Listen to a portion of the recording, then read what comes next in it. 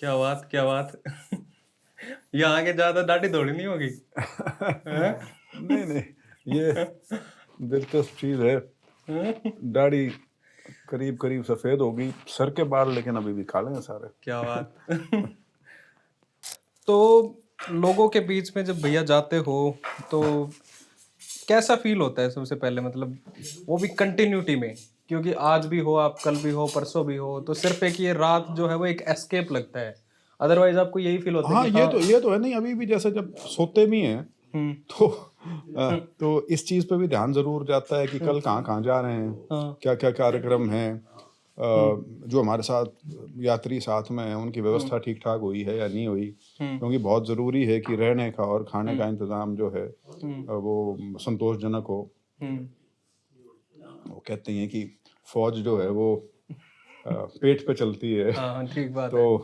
तो उस नाते वो चिंताएं रहती हैं। और दूसरा, अब क्योंकि 1.25 महीने के आसपास हो चुका, अब तो सोते टाइम भी वो जो साथ में गाने बज रहे होते हैं, हाँ। वो नींद में भी वही घूमने शुरू हो जाते हैं। रिकॉल। लेकिन ये जरूर है कि लोग अलग अलग तरह के मिलते हैं और अलग अलग पॉलिटिकली भी वो अलग अलग तरह के हिस्से में जब आप जाते हो प्रदेश के, आप खुद फील कर सकते हो कि जो राजनीति है या लोग राजनीति को जिस तरह से समझते हैं वो हर इलाके की अपनी अलग होती जाती है। ये तो मुझे भी लगता है। ऐसा नहीं है कि कोई एक चीज़ है जो यूनिफॉर्मली अप्लाई हो रही हो हर जगह। कई कई जगह कोई मुद्दे हैं जो लोगों में रेजोनेट कर रहे होते हैं, दूसरी जगह नहीं कर रहे होते। अब जैसे इस इलाके में हम जा रहे हैं तो यहाँ पे ये जो अग्निपथ वाला जो मुद्दा है, अग्निवीर वाला, ये बहुत यहाँ के लोगों को चुभता है, क्योंकि बहुत भारी संख्या में रिक्रूटमेंट है यहाँ से, इस पूरी बेल्ट से।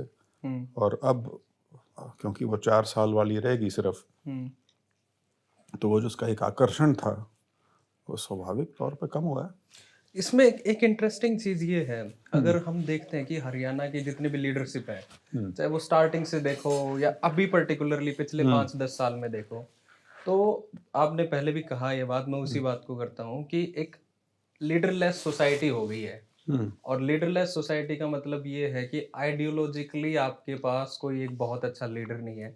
आइडियोलॉजिकल लीडर इसलिए नहीं है क्योंकि आपके सारे के सारे लीडर्स या तो डायनेस्टी से आते हैं, डायनेस्ट हैं, अदरवाइज कोई ऐसे आते हैं कि भाई हम आपके एक पर्टिकुलर कॉन्स्टिट्यूंसी में पैसा खर्च कर रहे हैं, हम थोड़े दिन बाद चुनाव लड़ लेंगे, चुनाव लड़ने के बाद ठेकेदार बन जाएंगे, फिर आप सरकारों को चंदा दे देंगे और वो आएंगे फिर। या फिर कुछ इस तरीके के हैं कि भाई पार्टी चाहती है कि इनको तो रखना ही रखना है। तो कुल मिला के एक बड़ा भारी वैक्यूम जो है वो हरियाणा की सोसाइटी में अक्रॉस द पार्टी लाइंस हो गया है। और वो इस तरीके के लीडर भी नहीं है जो स्टेट लेवल की भी बात कर पाए, मतलब डेवलपमेंटल बात कर पाए। तो क्या आप सोचते हैं कि उस वैक्यूम को आप भरना चाह रहे हैं?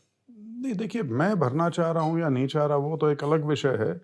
लेकिन ये वैक्यूम सिर्फ हरियाणा नहीं, आप इसको कई स्टेट्स में फील कर सकते हैं। यही वैक्यूम आपको आज के दिन पंजाब में भी नजर आएगा। यही वैक्यूम आज के दिन आपको राजस्थान में भी नजर आएगा। और इसका एक वो जो लीडरशिप थी इन तीनों स्टेट्स जिनका मैंने जिक्र किया, एक ट्रेडिशनल लीडरशिप जो थी पुरानी, वो एज की वजह से या टाइम की वजह से या सर्कमस्टांसेस की वजह से वो अब सीन पे नहीं है, फिजिकली और अदरवाइज। और ऐसा दिखता है कि जो लीडरशिप रोल में आ सकते थे या आने चाहिए थे, उस तरह की लीडरशिप नहीं इमर्ज कर पाई है। और मैं सिर्फ इसीलिए हरियाणा को सिंगल आउट नहीं कर रहा, मैं यही चीज राजस्थान में देख रहा हूँ, यही चीज मैं पंजाब में भी देख रहा हूँ कि वो जो टावरिंग पर्सनालिटीज थी जिनके इर्द गिर्द पार्टी भी मतलब पार्टी और लोग इकट्ठे होते थे, वैसा अब नजर नहीं आ रहा। तो इसका कारण क्यों है, क्यों नहीं उभर पा रही एक नई लीडरशिप? कारण कई बार बहुत पढ़ाई लिखाई? नहीं, पढ़ाई लिखाई तो चलो, लीडरशिप का मैं पढ़ाई लिखाई से सीधा कोई डायरेक्ट कनेक्शन नहीं मानता। चौधरी देवीलाल कोई ज़्यादा पढ़े लिखे नहीं थे, लेकिन लीडर बने बहुत बड़े। इसी तरह से के कामराज जो तमिलनाडु के इतने बड़े लीडर हुए हैं, हाँ, वो भी थे। वो भी पढ़े लिखे नहीं थे, तो उस नाते में उस चीज़ को तो नहीं, लेकिन लेकिन देखिए साइकिल होती है। आ, ये चीज़ शायद मैंने किसी एक और इंटरव्यू में भी कही थी कि ये जो हमारे यहाँ जो पिछले करीब 28-30 साल से, मेरे ख्याल से लेट 90s में यूनिवर्सिटीज़ में और कॉलेजेस में पॉलिटिकल एक्टिविटी को बैन कर दिया था। पॉलिटिकल एक्टिविटी से मेरा मतलब स्टूडेंट यूनियन के इलेक्शंस वगैरह। तो मेरा सीरियसली ये मानना है कि वो एवेन्यू जब आपने बंद कर दिया तो नया आदमी कहाँ से इमर्ज करेगा? वो ठीक है, वो किसी पॉलिटिकल पार्टी के साथ लगेगा या लेकिन वो पॉलिटिकल पार्टी के साथ तो लगेगा, लेकिन उसकी पहचान वो कैसे करा पाएगा? वो एक अजीब सिचुएशन हो जाती है, क्योंकि यदि आप यूनिवर्सिटी वगैरह की स्टूडेंट पॉलिटिक्स से आ रहे हो तो आपके पास एक एवेन्यू था जहां आप अपनी लीडरशिप डिस्प्ले कर सकते हो। लेकिन पार्टी में आने के बाद या किसी पार्टी से जुड़ने के बाद बहुत बार ये चीज़ इस दिशा में चली जाती है कि आप किसी सीनियर लीडर से एफिलिएट होकर अपनी राजनीति शुरू कर देते हो, जैसे अभी हो रहा है। हाँ, मतलब हर जगह ही हो रहा है, सिर्फ यहाँ या नहीं। तो वो एक चीज़ है जिससे वो आइडियोलॉजी भी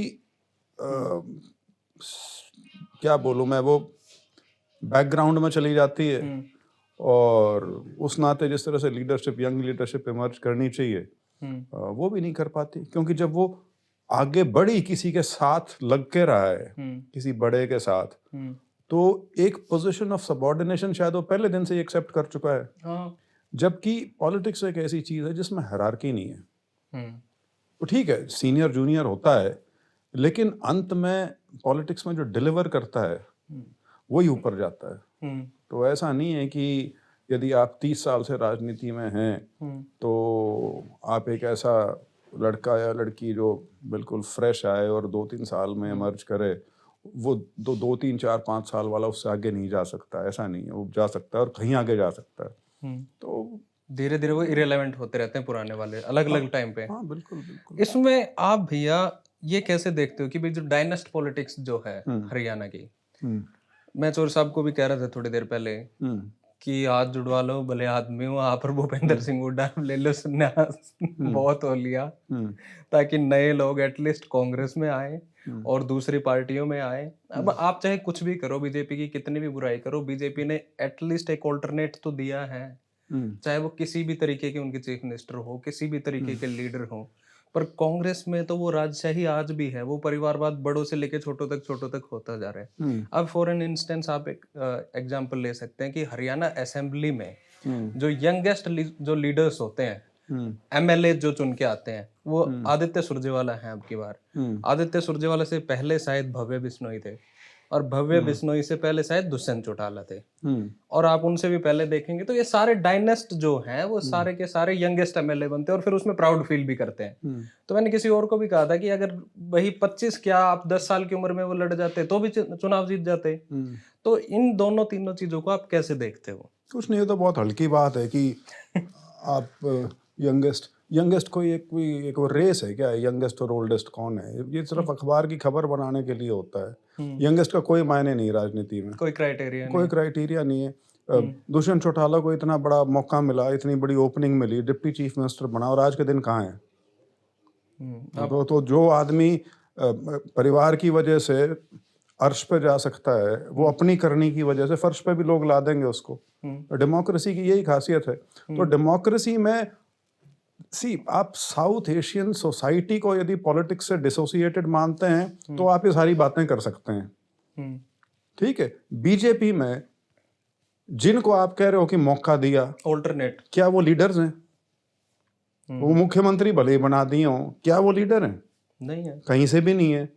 जो लीडर्स हैं उनकी पार्टी में, उन सबके बच्चे आने शुरू हो गए अब, क्योंकि बीजेपी आई अब है, सत्ता में अब आनी शुरू हुई है। उनका कौन सा नेता है जो शादीशुदा और जिसके बच्चे हों, जिनके परिवार में राजनीति नहीं जा रही? मैं 36 नाम गिना सकता हूँ आपको अभी नहीं है। हाँ, तो और कांग्रेस के तो आप साउथ एशियन सोसाइटी जो है पूरी की पूरी, उसको आप सी सोसाइटी को आप कभी भी पॉलिटी से डिसोसिएट नहीं कर सकते। बीजेपी कहने को कार्डर बेस्ड पार्टी है, लेकिन वो बात तो नहीं रही। अब जब वो पार्टी सत्तासीन हो गई है, और उसमें भी आप देखना, ये जो बहुत पुराने अपने आप को आरएसएस के कहते हैं, वो भी 2-2 3-3 पीढ़ी में आ लिए। हाँ, वो भी हुआ है। क्यों भाई? वो भी हुआ है। उनके पास और कोई कल्चरल ओपनिंग नहीं थी क्या? वो कल्चरल कहते हैं ना इस ऑर्गेनाइजेशन को, वो सारा कल्चर वही है क्या उनको जो मिलता है? पर भैया ये दोनों को अगर इक्वल कंपेयर करके देखें तो ये थोड़ी ना कि वो दोनों चीज सही हो जाएंगी। तो मैं तो गलत मान ही नहीं रहा, गलत तो आप कह रहे हो। नहीं, मैं तो आपको ये कह रहा हूँ। राजनीति में आपको कुछ भी परोस के नहीं दिया जाता भैया, लड़ाई लड़के लेना पड़ता है। तो अगर कोई युवा ये सोच रहा है कि मैं बिना लड़े और मैं बस इसलिए कि मैं अच्छी यूनिवर्सिटी से पढ़ा हुआ हूँ और मैं अच्छा भाषण दे सकता हूँ इसलिए मुझे एक्सेप्ट करो, ये नहीं होता। हमारी societies essentially rural societies conservative है। उनको टाइम टेस्टेड आदमी जो है उसमें उनका भरोसा वैसे ही बन जाता है। हाँ, वो उस भरोसे पे पूरा ना उतरे फिर उसकी छुट्टी भी कर देते हैं। जैसे दुष्यंत का एग्जांपल मेरा भी हो रहा है, मैं भी इलेक्शन आ रहा हूँ, मैं कौन सा जीत रहा हूँ। हाँ, तो टाइम की बात है, सब बहुतों के साथ बनता है ये। आपको ब्रेक मिल जाती है, लेकिन उसके बाद यदि आप नहीं प्रूव कर पाते या लोगों की इच्छा अनुसार आपका काम नहीं होता, तो आपका रिजेक्शन होने का भी पूरा चांस है। ओके, इसी से लेकिन ये मैं जरूर कहूंगा कि हाँ, अगर आप पॉलिटिकल फैमिली से हो, आपको ओपनिंग मिलने में सुविधा है, इसमें कोई शक नहीं है। इसमें कोई शक नहीं। वो कंसिस्टेंसी आपकी है, फिर आप क्या करोगे? उसके आगे आपके ऊपर है। इसी से रिलेटेड मैं एक चीज आगे बढ़ाता हूँ कि हरियाणा में जो असेंबली है, अगर आप और स्टेट्स की असेंबली देखोगे वो 100 दिन के आसपास चलती है, हरियाणा की असेंबली 40 दिन के आसपास चलती है। और अगर आप काउंट करो उनके डेज, तो वो सैटरडे संडे की छुट्टी होती है या वह बीच में कोई छुट्टी होती है, उसको भी काउंट कर लेते हैं। एक मिनट मेरा फोन देना, मैं तो आपको इसी चीज पे एक और डेटा भी दिखा देता हूँ अभी आपको। ये सिर्फ हरियाणा असेंबली क्या, यहाँ तो पार्लियामेंट का ही। अब ये एक चार्ट है पहली पार्लियामेंट से और अब 17वीं लोकसभा तक ये कल परसों का ये कंसिस्टेंट डिक्लाइन है। अब आपकी पार्लियामेंट भी जब 55 दिन पे आके टिक गई, तो स्टेट में कितने दिन है उसका तो कोई, और स्टेट में तो वैसे भी बता देता हूँ, इसको ऐसे करके दिखा दो प्लीज। हाँ, ये आप देखें, ये फर्स्ट लोकसभा में 135 वर्किंग डे थे, उसके बाद ये 5वीं में 105 थे, बीच में एक बार 130 भी थे, और उसके बाद 99, 93, 82, 66, 66, 55, अब 55 पे आके टिका हुआ है। तो ये एक कंसिस्टेंट डिक्लाइन है। उसके कारण कई हैं, मैं इसमें कई चीज़ों को जुड़ा मानता हूँ, ऐसा नहीं है कि, लेकिन स्टेट असेंबलीज में तो और बुरा हाल है। पार्लियामेंट में फिर भी क्या है, पार्लियामेंट बैठती है, पार्लियामेंट की सब कमिटीज़ हैं, वो भी काम करती हैं, उनके भी कई दिन होते हैं जिसमें जेपीसीज बनती हैं। लेकिन स्टेट असेंबलीज तो सिर्फ हरियाणा नहीं, करीब ज़्यादातर प्रदेशों की स्टेट असेंबलीज का यही हाल है। एमएलएज खुद ही इंटरेस्टेड नहीं है उन सेशंस में, वो वो लेजिस्लेटिव वर्क में इंटरेस्टेड नहीं है। लेजिस्लेटिव वर्क को समझने वाला ही हरियाणा में 90 के हाउस में 5 लोग होंगे। बाकी सब के लिए तो सेशन का मतलब ये है कि उस दिन सारे अफसर मिल जाएंगे, दफ्तरों में होंगे या वहाँ जैसे भी अपने वो जो हल्के के छोटे मोटे काम हैं, तो उनकी पर्ची लेके ट्रांसफर करवा दे, जो भी करवा दो। यदि एमएलए अपने आप को खुद अपना स्टेटस सिर्फ इस हद तक रिड्यूस कर ले कि मैं एक गो बिटवीन हूँ अफसरों के बीच में या सरकार के बीच में और लोगों के बीच में, तो दुर्भाग्यपूर्ण है ये। क्योंकि असली काम लॉ मेकिंग का है, और लॉ मेकिंग मैं हरियाणा असेंबली का मेंबर नहीं रहा, लेकिन मैंने देखा है सुबह बिल पास होता है, 1 घंटे बाद सुबह बिल इंट्रोड्यूस होता है और दोपहर में पास हो जाता है। तो वो बिल डिस्कशन या सर्कुलेट ही नहीं होता। वो तो गलती से अगर कोई एमएलए जो अवेयर हो, और 1-2 ऐसे होते हैं जिनको पता है कि ये बिल आना है, वो उसको पहले ही पढ़ के आ जाते हैं जब तक वो इंट्रोड्यूस भी नहीं हुआ था, और उस नाते वो कुछ बोलने की सूरत में होते हैं वहाँ। नहीं तो वहाँ तो ज्यादातर बिल ऐसे पास होते हैं कि आज इंट्रोड्यूस हुआ, सुबह और दोपहर में पास। तो ये, और मुझे खुद इस बात की हैरानी हुई थी,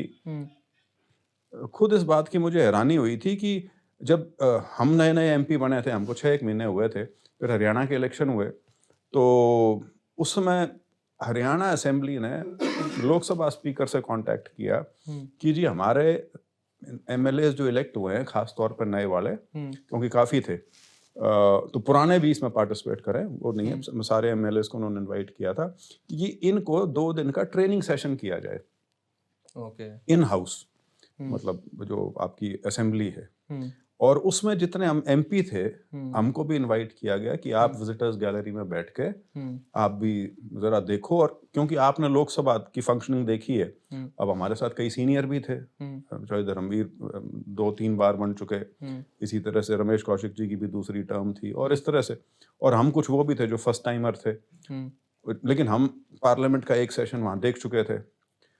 तो हरियाणा के एमएलएज को जब वो ट्रेनिंग सेशन शुरू हुआ और जो चीज़ें बताई गई, मुझे हैरानी हुई कि जो प्रोसीजर होता है, जिसको पार्लियामेंट्री प्रोसीजर होता है, वो है ही नहीं अच्छा। स्टेट असेंबली में। मतलब वो सो कॉल्ड क्वेश्चन आवर जो है, वो भी रैंडम है। अच्छा, वो है ही नहीं, वो सिस्टम ही नहीं है वो। भाई लोकसभा में या राज्यसभा में बड़ा सिंपल है, आप 15 दिन पहले अपने सवाल डालते हो, फिर वो एक लॉटरी सिस्टम से या जैसे भी है कंप्यूटर जनरेटेड, उससे क्वेश्चंस सेलेक्ट होते हैं, और फिर वो क्वेश्चंस जिस दिन लगते हैं उस दिन आपको पूछने का मौका मिलता है। यहाँ वो भी नहीं था। यहाँ तो वो था कि एक ऑपोजिशन वाला लीडर, ये बड़ा लीडर है, ये कह रहा है इसने सवाल पूछना है, 2 इससे पूछ लो, एक यो पूछ लेगा, एक यो पूछ लेगा, इस तरह का था हिसाब किताब। तो मेरे को खुद हैरानी हुई थी ये देख के कि लेजिस्लेटिव प्रोसेस तो ये वही वाली बात है, मैं इसको कह दूंगा, मेरे साथ बहुत बुरा एक्सपीरियंस रहा हुआ है। बताओ मैं बताओ। बिल्कुल नया नया एमपी बना था उस समय, और मैं अपने लोकसभा के एक क्षेत्र में गया हुआ था, वहां पत्रकार बैठे थे, तो मैं ये सोच के बात कर रहा था कि मैं समझदार लोगों से बात कर रहा हूँ, ठीक है, और वहां पे उन्होंने मेरे से पूछा आपका लोकसभा हिसार के लिए ब्लूप्रिंट क्या है। मैंने कहा सही मायने में एमपी वगैरह का कोई ब्लूप्रिंट होता नहीं, ब्लूप्रिंट सरकार के होते हैं। उन पॉलिसीज में जो आप इंटरफेयर कर सको वो करें, ताकि उसकी जल्दी इंप्लीमेंटेशन हो जाए, इफेक्टिव हो जाए। अगले दिन वो जो लोकल पुल आउट होता है, उसके अंदर हेडिंग पता है क्या थी? क्योंकि मैं उनको बताना चाह रहा था कि लेजिस्लेचर क्या होती है और एग्जीक्यूटिव क्या होती है, तो मैं वही बताना चाह रहा था कि काम जो है वो सरकार का होता है, उनका ब्लूप्रिंट होता है कि हमने इलाके में क्या करना है, प्रदेश में क्या करना है, और उसमें फिर उनका मंत्रिमंडल है, और उनका सारा सरकारी तंत्र है, अफसरशाही जिसको कहते हैं, और लेजिस्लेटर का काम एक अलग तरह का काम है। अगले दिन अखबार में हेडलाइन, बिजली सड़क पानी से नहीं कोई मेरा लेना देना, कहा सांसद ने। तो वो दिन है आज का दिन है, मैं तो इसके ऊपर ज्यादा ज्ञान बांटता नहीं। तो और ये बात तो बिल्कुल है कि जो हमारा डिलीवरी सिस्टम है एडमिनिस्ट्रेशन का, वो शायद इतनी इस हद तक फेल हो चुका है कि पॉलिटिकल सिस्टम से ये एक्सपेक्टेशन है कि सब कुछ यही करेंगे। एक एमएलए को वो एक सरकारी दफ्तरों में काम करने का जरिया मानते हैं। मेरे ख्याल से किसी व्यक्ति को ये नहीं पता कि उनका एमएलए का देश के या प्रदेश के कानून बनाने में भी भूमिका होती है, और असली भूमिका वही है, और वो शायद एमएलए को भी नहीं पता, और ना उसकी दिलचस्पी बिल्कुल होती। उसको भी नहीं पता ये बात मेरे को आज भी याद है, ये काफी पुरानी बात है, एक बहुत पढ़े लिखे एमएलए बने हरियाणा में, मैं नाम नहीं लूंगा, तो थोड़ा सा इशारा कर दो। ना, इशारे की बात ही नहीं, वो तो मेरे पिताजी के वो करीबी थे, तो वो जब एमएलए बने तो वो भी अपनी पर्ची पुर्ची लेके घूमना शुरू हुए। मेरे पिताजी मंत्री थे, तो मेरे पिताजी ने उनको कहा कि ये पर्ची पुर्ची कहीं नहीं जाती है, करते रही हो, आप पढ़े लिखे हो, आप असेंबली में सवाल पूछिए, आप डॉक्टर हैं प्रोफेशन से, और एक सक्सेसफुल डॉक्टर हैं, आप जेंडर इम्बैलेंस पे डिबेट करो, आप हेल्थ पे डिबेट करो, आप लेजिस्लेटर बनो। ये जो वाला काम है ना, ये पर्चियों वाला, ये तो चलता रहेगा, लेकिन असली काम वो है।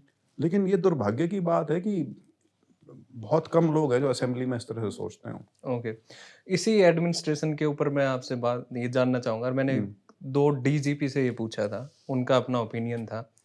ये साल हरियाणा पुलिस के लिए बहुत ही बुरा साल रहा है, क्योंकि उनके अपने लोगों ने सुसाइड करा है, और एक तरीके से देखें तो हरियाणा की पुलिस इस तरीके से लाचार दिखती है, और अब जो नए डीजीपी आए हैं वो तो बोलते भी हैं, और बोलते इन द सेंस मुझे मुझे वैसे ही लगते हैं सीजीआई चंद्रचूड़ जैसे कि मीडिया प्रेजेंस चाहिए, एटलीस्ट कुछ ना कुछ करके पुलिस को थोड़ा सा वो उत्साहित करें, लोगों में पुलिस के प्रति थोड़ा सा सद्भाव पैदा करें, ये सारा का सारा।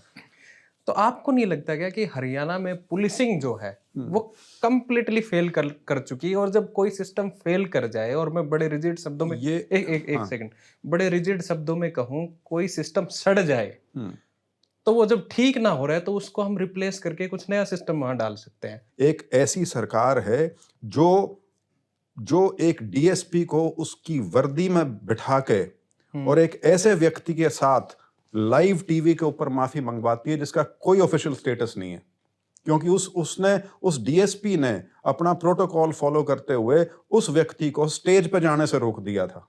तो जहां पे आपका डीएसपी लेवल के ऑफिसर की आप खुले में बेइज्जती कराने की हिमाकत कर सकते हो, उस पुलिस से आप उम्मीद रखोगे उसके बाद कि वो पुलिस आपको लॉ एंड ऑर्डर प्रोवाइड करेगी? या पुलिस, आप ये सिविल सोसाइटी वगैरह या सॉफ्ट चीजें करते रहिए, पुलिस लाठी चार्ज कभी सॉफ्ट नहीं होता, कभी नहीं होता। हाँ, ये एक शब्द होता है सॉफ्ट लाठी चार्ज। लाठी चार्ज के लठ जब लगेगा तो लठ कोई सॉफ्ट होता है क्या?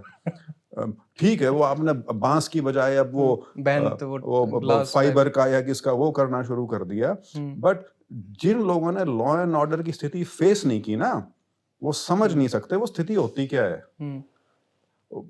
जब आपका एक वायलेंट मॉब से सामना होता है या क्राउड से सामना होता है, आप सोच रहे हो वहां सिविलिटी से काम चल जाएगा सिर्फ?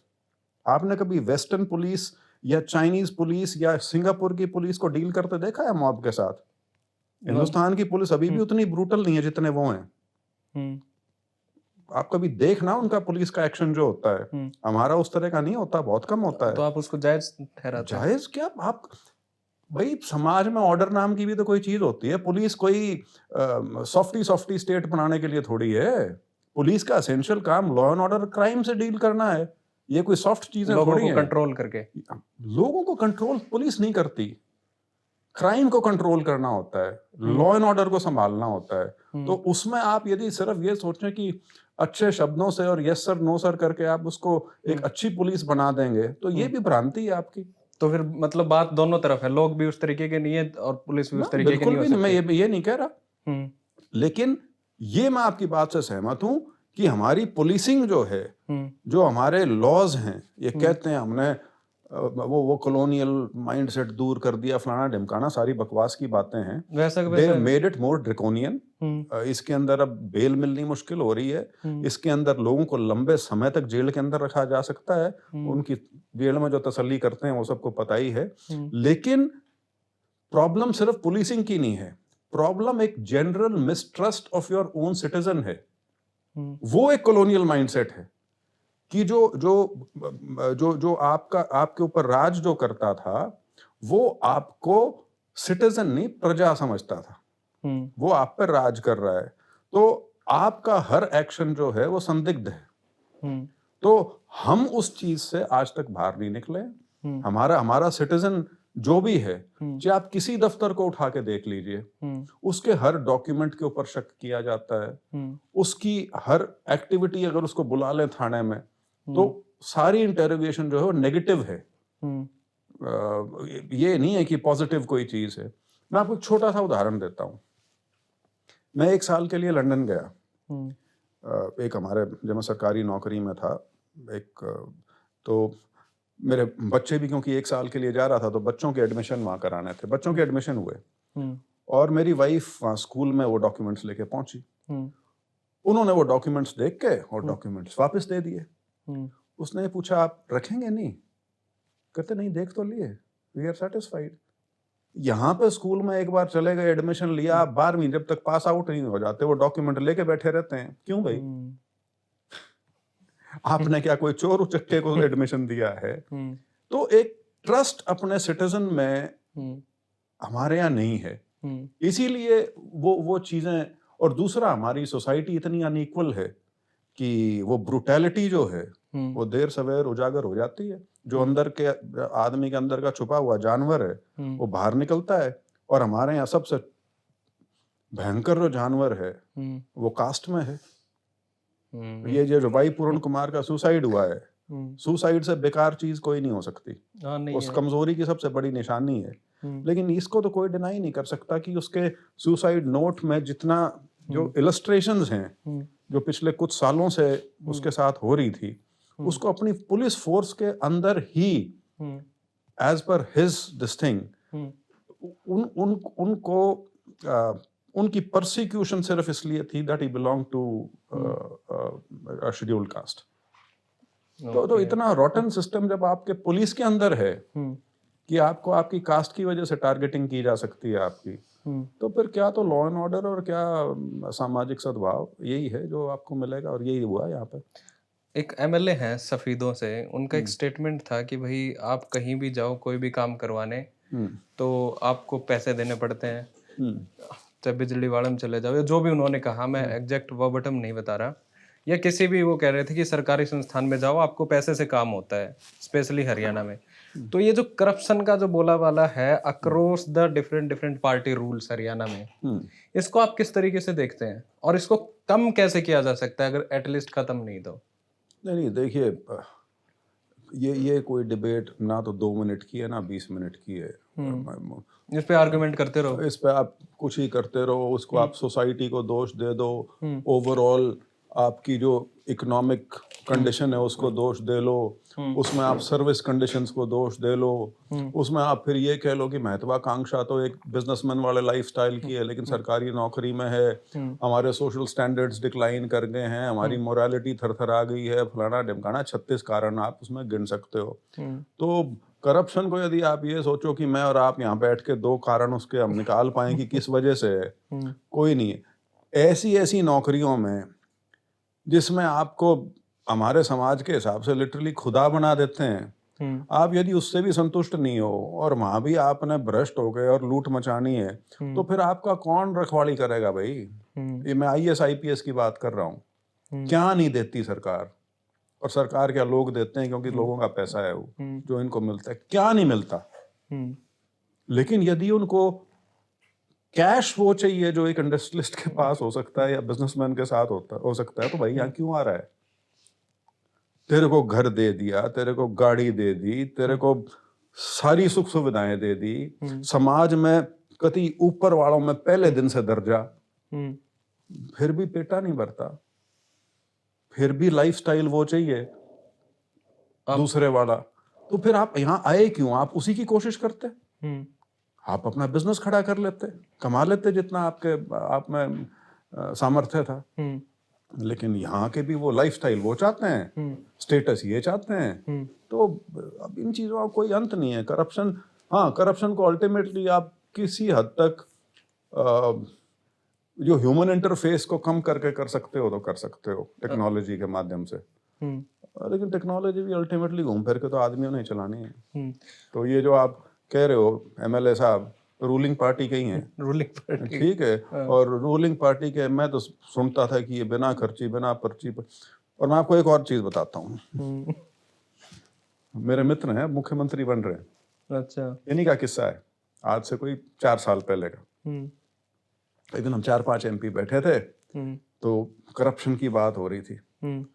तो एक उन्होंने खुद ही किस्सा बताया कि जी मेरे पास कोई आया था, पार्टी का पुराना था और उसने कोई रजिस्ट्री होनी थी, तो करता मैंने तहसीलदार को फोन कर दिया और उसने कहा हाँ जी भेज दो।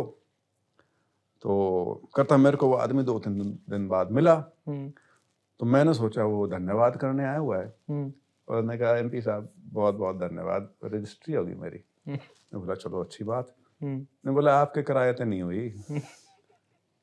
ने बोला जब मैं तहसीलदार से मिला, उसने तो मेरे को यूं कर टरका दिया।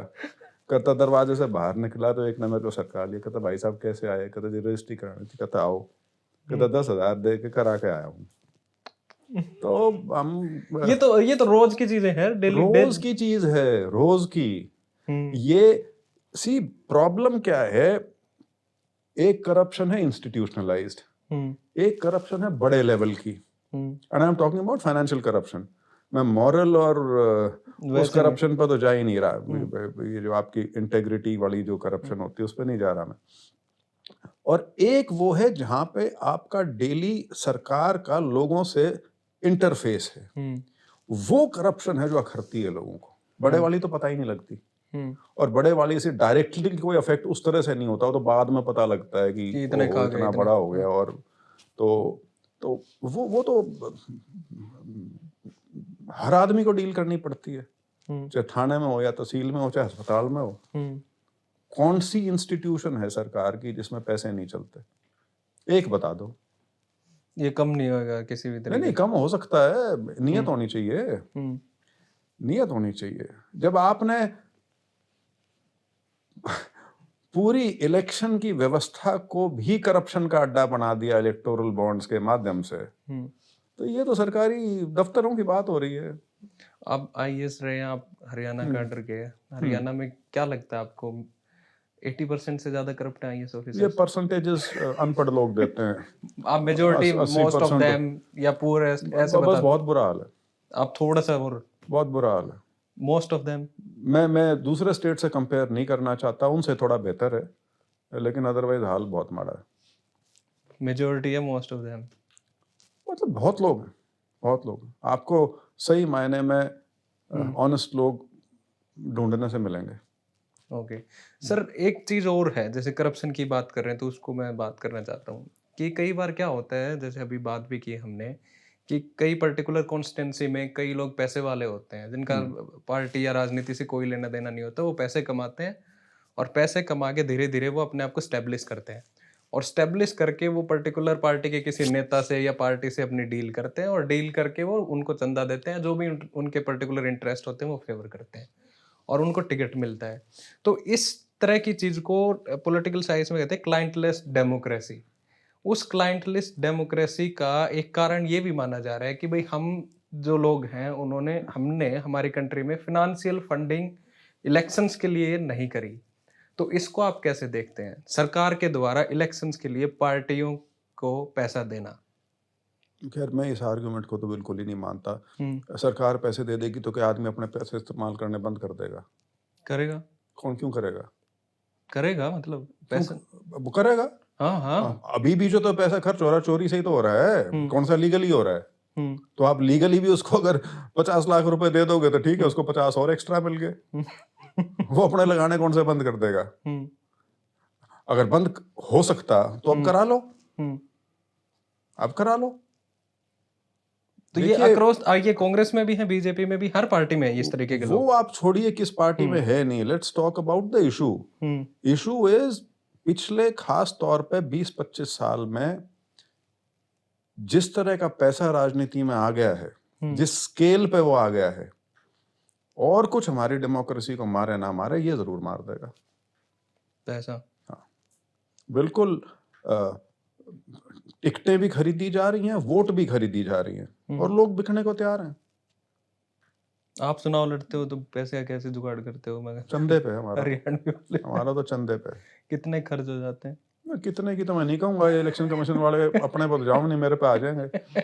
तो बाकी इनको भी रियलिस्टिक होना चाहिए। इनको पता है कि जो इन्होंने सीमाएं बांधी हुई हैं उसमें कोई इलेक्शन नहीं होता देश का, उसमें तो पंचायत का नहीं होता। ये लोकसभा और असेंबली कराने की सोच रहे हैं उसमें। तो जब आपने शुरू में सिस्टम में इनबिल्ट करप्शन कर दी तो ठीक है। सर आपने दुष्यंत चौटाला जिक्र किया, दुष्यंत चौटाला ने एक स्टेटमेंट दिया था शायद उचाना में ही कि भाई ब्रजेंद्र किसी न किसी दिन कोर्ट का फैसला आएगा, और वो मैं पक्का मानता हूँ, और मैं ये मानता हूँ कि भाई ब्रजेंद्र इतने सीनियर आईएएस या आईएएस रहे हैं, वो ऐसी भूल कैसे कर सकते हैं कि इलेक्शन कमीशन की रूल बुक उन्होंने नहीं पढ़ी हो। और आपका जो केस है उसकी सुनवाई शायद 9 जनवरी की है, 9 या 19 जनवरी 19 जनवरी की, वो सुप्रीम कोर्ट में चला गया, हाई एसएलपी में गई हुई दूसरी हाई कोर्ट से। इसको कैसे देखते हैं आप? ऑनेस्ट आंसर मैं चाहता हूँ। किस चीज का? पहला तो कोर्ट का, कि हाई कोर्ट से पर्टिकुलर अगेंस्ट जो पार्टी थी, दूसरी पार्टी थी, वो सुप्रीम कोर्ट में लेके गई, और उन्होंने, सुप्रीम कोर्ट ने 2.5 से 3 महीने का एक पूरा का पूरा उस पे ये कहा कि भाई हम रिक्वेस्ट करते हैं हाई कोर्ट से थोड़े दिन के लिए और उसके बाद वो अपना फैसला सुनाए। देखिए और इसी इसी बीच में जो रिटर्निंग ऑफिसर थे उनको भी ट्रेनिंग के लिए भेज दिया गया आई थिंक। देखिए लीगल प्रोसेस के बारे में मेरी टिप्पणी मेरे केस के खुद के केस के बारे में करना उचित नहीं है, कोई आप एग्जांपल देके बता क्योंकि वो सकते हैं? लीगल एवेन्यू है। हम्म जो उनकी 2 दरखास्तें हाई कोर्ट ने डिसमिस की थी, हम्म उसकी उनके पास एसएलपी फाइल करने की या सुप्रीम कोर्ट में अपील करने का रास्ता है कानूनी तौर पे, वो उन्होंने अवेल किया है। हम्म और अनफॉर्चुनेट पार्ट इलेक्शन पिटिशंस के साथ क्या है, हम्म इलेक्शन पिटिशंस के लिए कहा तो जाता है कि इनका क्या निष्पादन बोलते हैं, अंग्रेजी में बोल दो क्या है? मतलब इनका फैसला 6 महीने 1 साल के अंदर हो जाना चाहिए। लेकिन जब मैं अपने वकील के पास गया था पिटिशन की तैयारी करने के संबंध में, उसने पहली चीज जो मुझे बताई थी वो एक स्टेटिस्टिक दी थी कि जी सन 2012 से हरियाणा और पंजाब में जितने भी चुनाव हुए हैं 2024 तक, उनमें 73 या 74 इलेक्शन पिटिशंस जो फाइल हुई थी उसमें फैसला सिर्फ एक का हुआ था।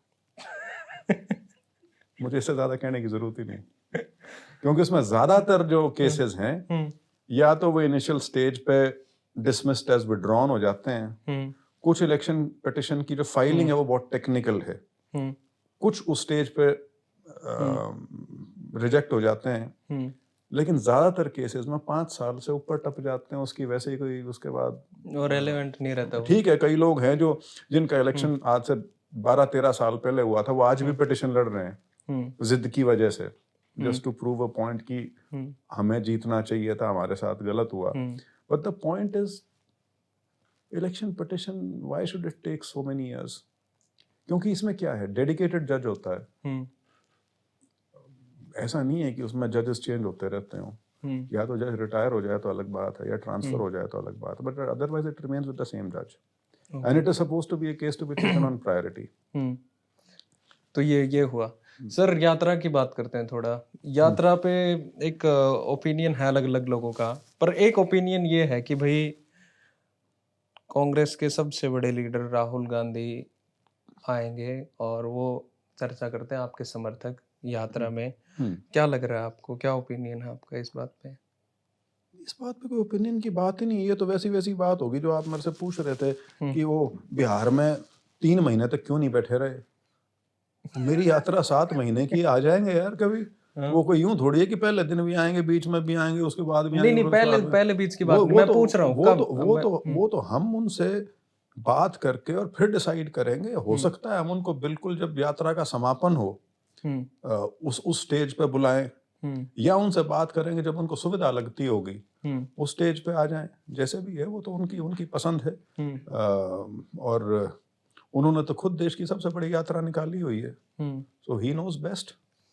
मैं दोबारा आपसे पूछना चाहूंगा, हरियाणा कांग्रेस के कई लीडर्स बजाय बीजेपी के आपके ऊपर क्यों अटैक करते हैं, स्पेशली इस यात्रा के संदर्भ में? मेरे को तो इस चीज की बड़ी खुशी है, क्योंकि इसका मतलब वो मुझे इतना इम्पोर्टेंट समझते हैं कि मैं उनकी आलोचना का पात्र बन सकूं। देखिए एक जॉबलेस पॉलिटिशियन से यदि उनको कोई शंका है तो मेरे लिए तो ये बड़ा रीअश्योरिंग है। वो शंका है, इनसिक्योरिटी है। हाँ, शंका इनसिक्योरिटी एक ही होते हैं हिंदी इंग्लिश में। अच्छा, उसका माफ करना, सॉरी। नहीं, शंका डाउट हो जाता है, बट डाउट से ही इनसिक्योरिटी आती है। हाँ सर, दूसरी चीज, हरियाणा में एक टाइम पे हमारी पर कैपिटा इनकम जो थी वो बहुत हाई थी, और अभी हम देखते हैं तो इतनी इकोनॉमिक डिस्पैरिटी है। कई लोग तो बहुत ही, ये हालांकि ये पूरे देश में भी है। और दूसरी चीज, हाईएस्ट अनएम्प्लॉयमेंट रेट अभी है।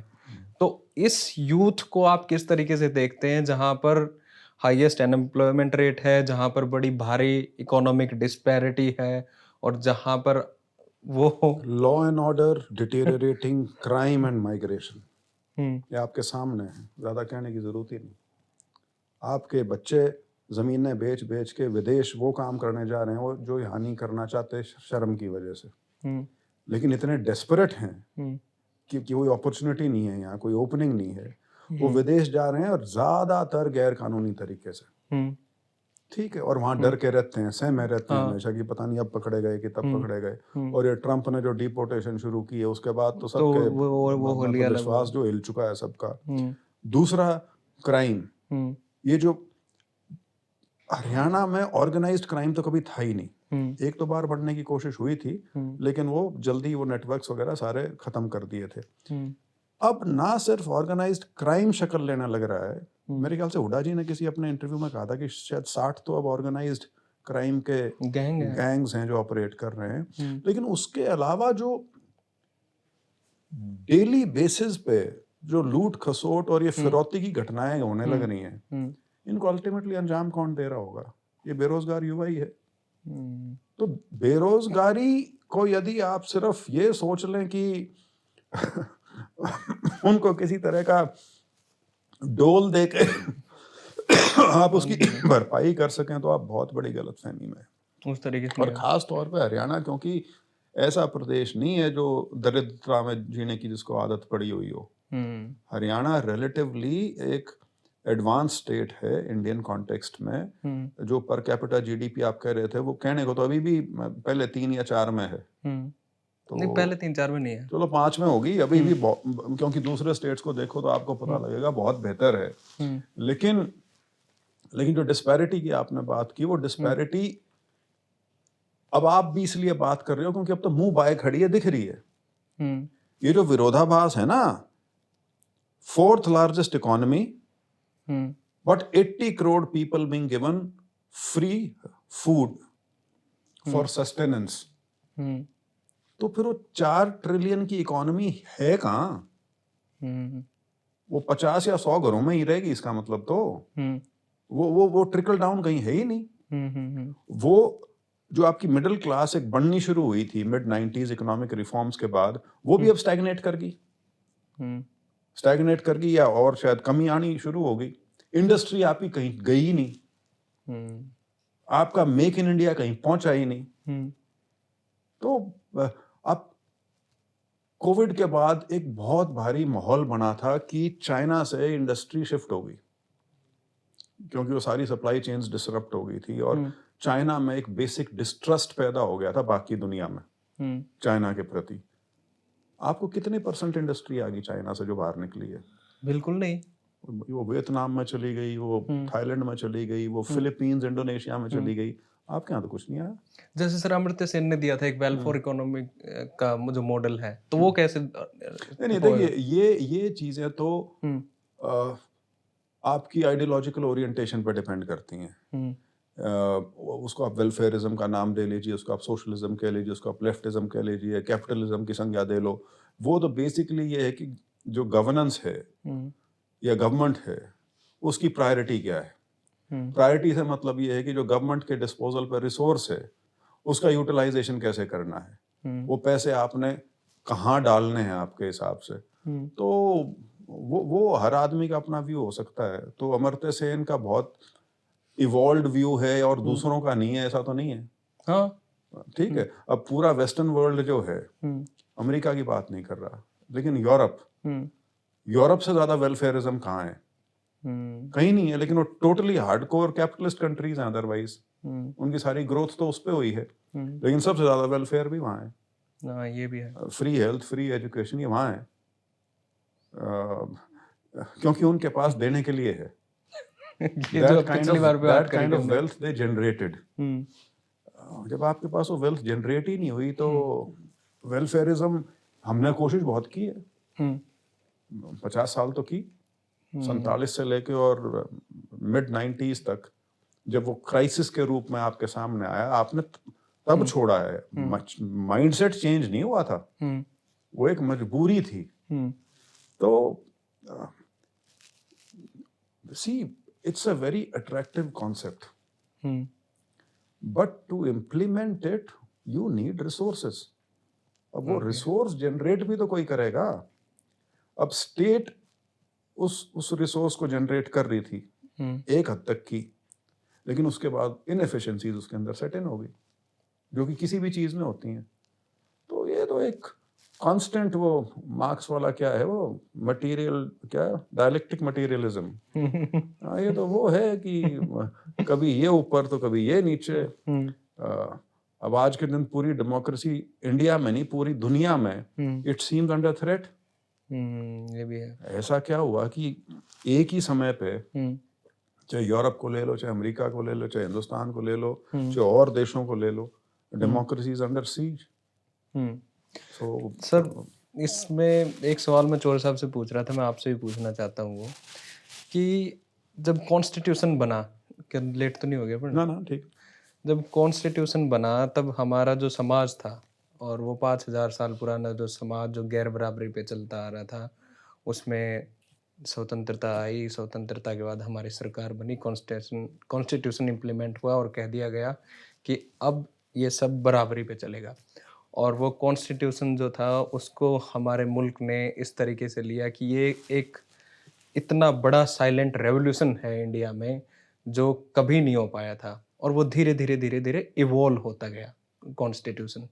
पर आज जब हम देखते हैं तो कई लोगों का ये अब भी ये मानना है कि जो हमारे सिविलाइजेशनल या ट्रेडिशनल तरीके थे समाज के, अलग अलग तरीके रूल करने के, खाने के, पीने के, वही ज़्यादा होने चाहिए जिनमें गैर बराबरी थी, ट्रेडिशंस में गैर बराबरी थी। तो और एक इसमें बड़ी इंटरेस्टिंग बात ये भी है, मैंने किसी से कल बात की, उन्होंने कहा कि संविधान को संविधान के जरिए जाके भी खराब किया जा सकता है। तो इस पे क्या ओपिनियन है आपका? क्या सवाल है? सवाल ये कॉन्स्टिट्यूशन और गैर बराबरी, सवाल ये है कि भाई जो गैर बराबरी का जो मैंने समाज आज है तक जितना इतिहास पढ़ा है मुझे कोई बराबर की सोसाइटी आज तक तो मिली नहीं वर्ल्ड में, दुनिया में। लेकिन हिंदुस्तान की जो इनइक्वालिटी थी, इकोनॉमिक इनइक्वालिटी एक अलग चीज है, वो पूरी दुनिया में हमेशा रही है। लेकिन हमारे यहाँ ये जो वर्ण व्यवस्था बना के जो परमानेंसी दी गई है इनइक्वालिटी को, उसका उदाहरण दुनिया में और कोई नहीं है। ठीक है, मतलब वो जो आप इनइक्वालिटी का जो सिलसिला है वो फिक्स किया हुआ है, वो है सबसे खतरनाक चीज। और संविधान ने उसको खोलने का काम किया।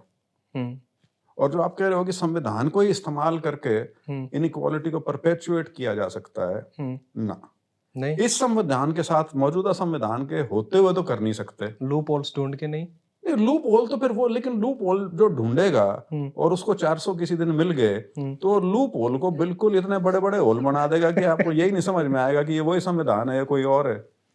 तो और वो ऑलरेडी कर रहे हैं, ऑलरेडी कर रहे हैं। मैं उदाहरण फिर वहीं ले आऊंगा, 4 ट्रिलियन इकोनॉमी, 80 करोड़ को मुफ्त अनाज। तो संविधान बेचारा क्या करेगा? संविधान को तो बेचारा बनाने लग रहे हैं दिन प्रतिदिन। एंड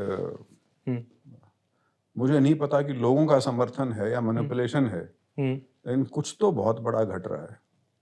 अगर वाकई लोगों का समर्थन है तो हम अंधे हैं। लोगों के समर्थन को अंधा कह रहे हो? तो हम अंधे हैं, लोगों के समर्थन को नहीं। हम अंधे हैं कि वो दिख नहीं रहा हमको। अच्छा, हम अंधे हैं। क्योंकि मुझे नहीं पता दुनिया में कभी ऐसा हुआ हो कि 20 साल से किसी की सरकार चल रही हो और वो 20 साल बाद ऐसा मैंडेट लेके आए जैसे पहले कभी आया ही ना हो। मतलब फिर तो राम राज आ लिया भाई। फिर तो मतलब सब बस हरि का नाम लें और भजन करें और स्तुति गान करें, क्योंकि ऐसी व्यवस्था या ऐसा रिजल्ट मेरी नजर में कहीं नहीं आया होगा दुनिया में जो महाराष्ट्र में और बिहार में आया है। बिहार में तो और भी ज्यादा सेम है। तो यात्रा से पहले कोई किताब पढ़ी थी यात्रा के ऊपर? नहीं, यात्रा पे तो क्या किताब पढ़ेंगे, लेकिन वैसे भारत जोड़ो यात्रा को देखना अपने आप में किताब पढ़ने के बराबर ही था। हालांकि मैंने उसमें फिर किताब भी पढ़ी थी। भारत जोड़ो यात्रा एक बुक आई थी, but that is essentially collection of क्या बोलूं, जो जिन लोगों ने उस यात्रा में हिस्सा लिया था, उनके ओपिनियंस, उनकी रेमिनेंसेस थी वो, कि उनको उस यात्रा में क्या उन्होंने सीखा, क्या उनकी ऑब्जर्वेशन थी। हर आदमी का अपना एक अलग व्यू था। किसी ने कोई चीज़ देखी, किसी ने कोई सिर्फ ऑर्गेनाइजेशन पॉइंट ऑफ व्यू से बोल रहा था, कोई लॉजिस्टिक्स पॉइंट ऑफ व्यू से बोल रहा था, कोई उस यात्रा में जो कांग्रेस का एक रिजुविनेशन था वो देख रहा था, कोई उस यात्रा में Rahul Gandhi evolution into a mass leader वो देख रहा था। तो वो बहुत सी अलग अलग वो एक किताब तो ज़रूर पढ़ी थी, बट अदरवाइज और 2-3 अच्छी किताब पढ़ी लेकिन। ओके। हाँ आर्यन, ये मतलब आज रिजल्ट आया तो कोई लॉजिक तो नहीं बनता इस सवाल का, बट मैं पूछ लेता हूँ कि जो जन स्वराज का मतलब जो पार्टी बिहार में, तो उसके अलग अलग व्यू थे। एक व्यू तो ये था कि मतलब जन स्वराज पार्टी आई तो जो डेवलपमेंटल इश्यूज हैं बिहार में वो उठे, वो चाहे एजुकेशन हो, वो एम्प्लॉयमेंट हो या मैं आपको यहीं काट देता हूँ। आप एक ऐसी पार्टी की बात कर रहे हो जिसका कोई वजूद नहीं है। सिर्फ ये कि प्रशांत किशोर के पास पैसे बहुत हैं और वो मीडिया की डार्लिंग है, ठीक है, और सरकार का उसके ऊपर हाथ था। उसको ऐसे प्रेजेंट किया जा रहा था कि बिहार में नया कोई तूफान आने वाला है। वो क्या तूफान था क्या नहीं था वो सबके सामने है। वो 1 महीना पहले इलेक्शन छोड़ चुका है। सो ऐसे आदमी की क्या बात करो जो अब समझ में अब क्या, हमको तो पहले भी समझ में आता था कि ये प्रॉक्सी चल रही है किसी तरह की। आप ध्यान दीजिए, जैसे जैसे चुनाव डिक्लेयर हुआ है प्रशांत किशोर सीन से ही हट गए, ना खुद लड़ा और उसकी पार्टी कहीं नजर भी नहीं आ रही थी। हाँ, टीवी पे जैसे आप, क्योंकि आप पढ़े लिखे हो, तो आप राजनीति को भूल के जो हार्डकोर पॉलिटिक्स है एक ऐसे आदमी पे चर्चा करना चाह रहे हो जिसका कोई वहां वजूद ही नहीं है। पर सर ये तो आप किसी भी अखबार के आर्टिकल में पढ़ लोगे, बिहार की सारी समस्या वहां भी मिल जाएंगी। प्रशांत किशोर ने कौन सी नई चीज कह दी? एग्जैक्टली एक व्यू है, मतलब view can disagree but live it. एक ये भी है कि मतलब जब लास्ट टाइम मतलब प्रशांत किशोर ने ये भी कही थी ना कि अगर जेडीयू की 25 आ गई तो मैं राजनीति छोड़ दूंगा सदा के लिए। दिलवा देना यार, एक बार याद दिला दियो, याद दिलवा पर आप नाराज हो गए, पर मैं सवाल पूछना चाहता हूँ। हाँ। कई लोगों का ये भी कहना है कि जिस ग्राउंड पे प्रशांत किशोर ने ये पॉलिटिक्स की और ये मुद्दे उठाए, ये नेचुरल फर्टाइल ग्राउंड था कांग्रेस का, जिनको वहां और ज्यादा मेहनत करनी चाहिए थी, जिस स्पेस को भरा प्रशांत किशोर ने। यार आप ये चीज क्यों भूले जा रहे हो कि कांग्रेस इस स्टेट में ऑर्गेनाइजेशनली बहुत वीक है। आपकी कांग्रेस से एक्सपेक्टेशन वो है कि वो मेन प्लेयर हो उस गेम में, वहां नहीं है। आप 60 सीट पर लड़ रहे हो 243 में, तो आप मेन प्लेयर नहीं हो। This is it's an accepted fact. इसमें तो आपकी सारी एक्सपेक्टेशन ये है कि कांग्रेस लड़ती रहे। कांग्रेस वहां मेन प्लेयर नहीं, मेन प्लेयर आरजेडी है। सो मतलब आई डोंट नो कि सारा नजला जो है वो कांग्रेस पे क्यों गिरता है एक ऐसी स्टेट में जहां कांग्रेस मजबूत ही नहीं है। पर फिर भी एक्सपेक्टेशंस तो रहते हैं कि नेशनल पार्टी है, नेशनल पार्टी से एक्सपेक्टेशंस तो रहती हैं सर, यूपी में भी। नहीं वो तो हैं, हाँ लेकिन बिहार में when was the last time की नेचुरल एक्सपेक्टेशन थी कांग्रेस से? यही था। फिर कम से कम 20 साल तो हो गए। 20 साल से मेहनत करनी चाहिए थी ना कांग्रेस को। ठीक है, जैसी कर रखी हो सामने है सबके। जो मैंने आपको दिन में भी कहा था, मतलब आप सब कुछ एक ही आदमी से एक्सपेक्ट करते हो क्या? उसी ने आपको सब कुछ जीत के देना है, तो फिर आप पार्टी और संगठन क्यों लिए बैठे हो? फिर तो अपना यूं बाट देखते रहो कि ऊपर से गिरेगा राज किसी दिन और आपके हाथ। लीडर तो सर वैसे ही होना चाहिए, कैरिस्मेटिक उसी तरीके का। लीडर दूसरी तरफ है लीडर लोगों से बनते हैं भाई। लीडर ऊपर से नहीं आते, लीडर लोगों से बनते हैं। राहुल गांधी ने मेहनत की है इसलिए लीडर बने हैं। उनको तो आप लोगों ने कैरिकेचर बना के छोड़ दिया था। मीडिया ने कैरिकेचर बना दिया था उनका। वो तो भारत जोड़ो यात्रा का जो उसका संघर्ष था, उसके बाद आप लोगों ने उनको सीरियसली लेना शुरू किया है। नहीं तो उनको तो आपने बिल्कुल ही बहुत बहुत छोटा व्यक्ति बनाने का प्रयास किया हुआ था पूरे देश के मीडिया ने। और अभी भी वही है कि बिहार में क्यों नहीं गए? अरे क्यों नहीं गए? 20 दिन की यात्रा कराए वहां पे, पूरा इलेक्शन कैंपेन कराए वहां पे, लेकिन वो बीच में क्यों नहीं गए? कमाल है यार।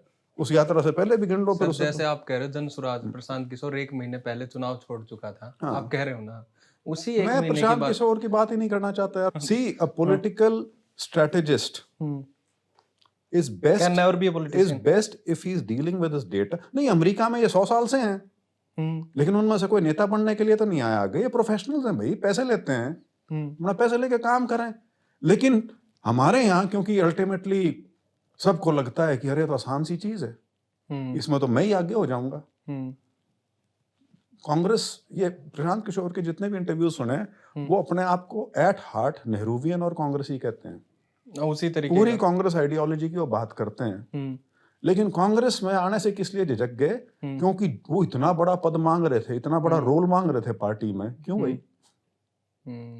बाकियों को तो तू कार्यकर्ता बनाना चाहता है, हैं? तू सीधा आके मतलब क्या खसम छुटना चाहता है पार्टी पे। तो यार मतलब आप डेटा के आदमी हो, डेटा क्रंचिंग करो, लोगों को सलाह दो, लेकिन खुद लीडर बनने का प्रयास किया तो आ गया नतीजा सामने। ठीक है, ट्राई करना मन था, अच्छी चीज है, करना चाहिए। हाँ, करना चाहिए। लेकिन मुझे इस चीज का बड़ा अफसोस है कि मीडिया उनको किस लिए इतनी कवरेज दे रहा था। What was the basis for it? क्योंकि वो मुद्दे उठा रहे थे। अरे छोड़ो यार। ओके, बस आखिरी सवाल, लास्ट टाइम जैसे हमने चौधरी साहब का इंटरव्यू किया तो वो बता रहे थे कि जो आगे के 1 साल के जो इलेक्शंस होंगे, 2024 लोकसभा इलेक्शन के बाद इंटरव्यू किया था, तो बोल रहे थे कि मतलब महाराष्ट्र का इलेक्शन, बिहार का इलेक्शन, दिल्ली का इलेक्शन, ये डिसाइड करेंगे कि मतलब भारतीय जनता पार्टी 5 साल कंटिन्यू करेगी या नहीं करेगी सेंटर गवर्नमेंट। तो आज बिहार के इलेक्शन हो गए, वो 1 साल भी लगभग हो गए। आज भारतीय जनता पार्टी कितनी स्ट्रॉन्ग है एज ए सेंट्रल गवर्नमेंट और कितनी स्ट्रॉन्ग है एनडीए? इलेक्शन अगर ईमानदारी से जीते गए हैं फिर तो कहीं नहीं जाते 5 साल।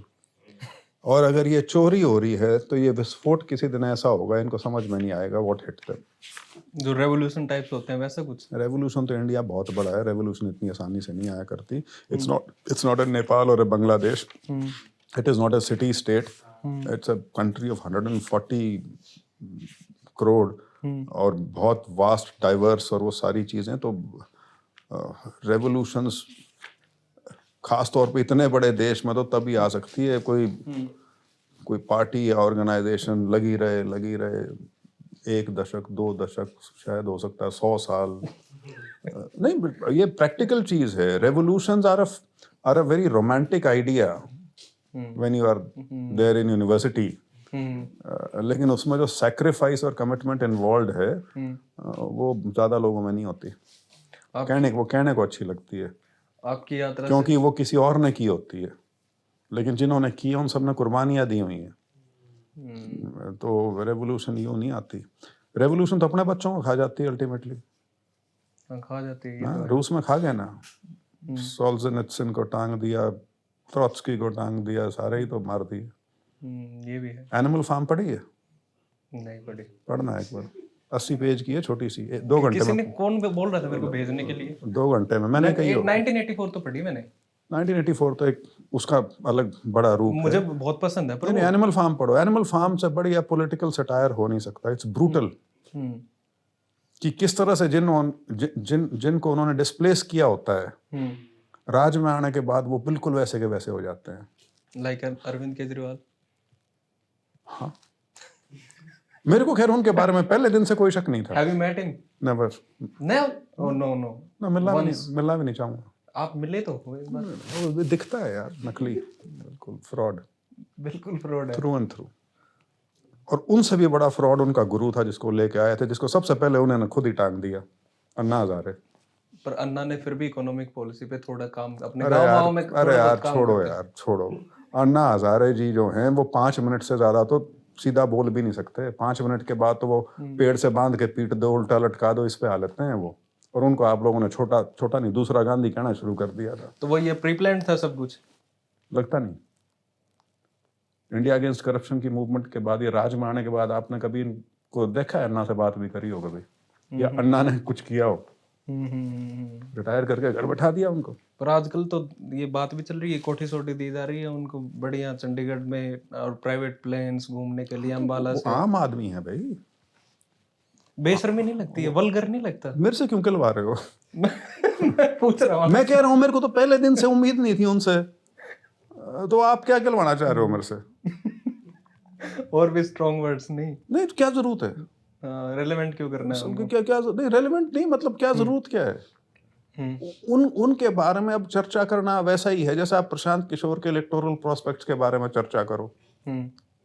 और तो केजरीवाल जी की मोरालिटी के बारे में आज आप बात करोगे तो वो मतलब उसका मैंने एक इंटरव्यू सुना था। आशुतोष का मेरे ख्याल से, हाँ आशुतोष, तो बहुत करीबी दोस्त रहे हैं उनके मैंने भी बहुत किया है लंबे समय आशुतोष से। इंटरव्यू।